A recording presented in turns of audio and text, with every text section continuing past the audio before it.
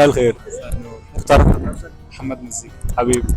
محمد جمال. رمضان خلاص خلص والعيد دخل علينا وكل سنه وانت طيب. قول لي هتعمل ايه اول يوم الوقفه؟ بعد الصلاة تحديدا.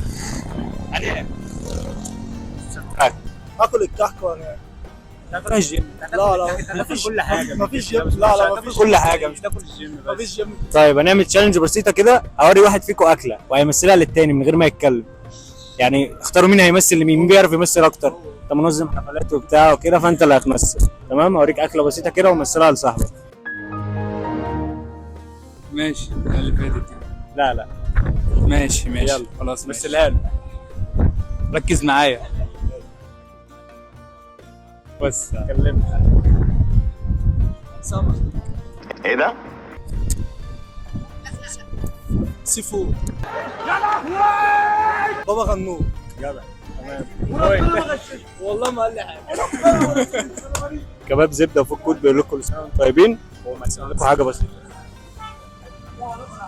الموضوع سهل. شفت الموضوع بسيط ازاي؟ بس هو ده ذاتس انف. السلام عليكم.